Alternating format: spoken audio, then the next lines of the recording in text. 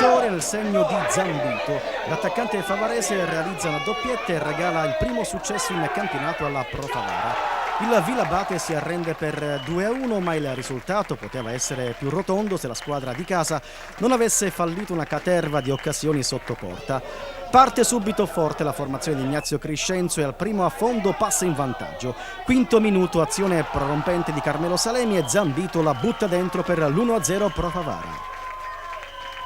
Il Villabate reagisce subito e crea qualche pericolo alla porta di Loretta. Al 15° gli ospiti ristabiliscono la parità e Casisa a sorprendere tutti su calcio di punizione. Al 20° la Pro Favara potrebbe passare ancora con Salvatore Vaccaro, ma Palmeri è attento. La squadra di casa domina la gara e al 23° si riporta in vantaggio. Punizione di Celani, intervento non preciso di Palmeri e Zambito gonfia la rete. La Pro Favara è ben messa in campo e non rinuncia ad attaccare, ospiti in balia dell'avversario ed evanescenti in attacco. Al 27° ancora Vaccaro spreca il terzo gol a tu per tu con il portiere Palmeri. Al 45° altra chance per il 3-1 con Arnone che da buona posizione manda il pallone alto sopra la traversa. Nella ripresa è ancora la squadra di casa ad avere la supremazia nel gioco e nelle occasioni. Al 50° ci prova Celani, ma Palmeri salva il Villabate. Al 64° ancora il numero 8 impegna Palmeri. All'83° Zambito sfiora il palo con un tiro da oltre 25 metri.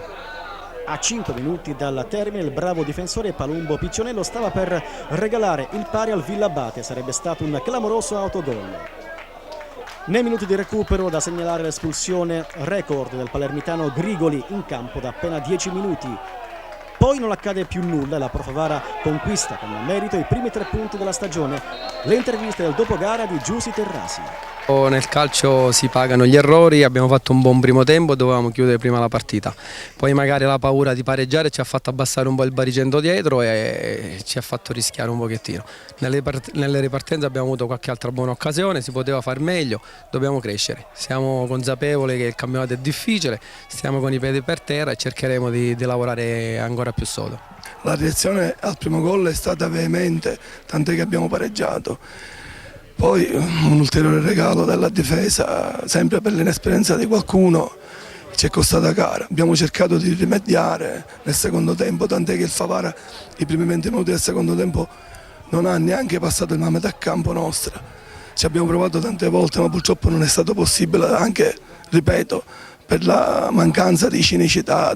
Più che 2 gol oggi era importante iniziare con i 3 punti, così è stato, abbiamo fatto una buona gara, abbiamo avuto quelle poche occasioni le abbiamo sfruttate al meglio e siamo arrivati con questa prima vittoria casalinga.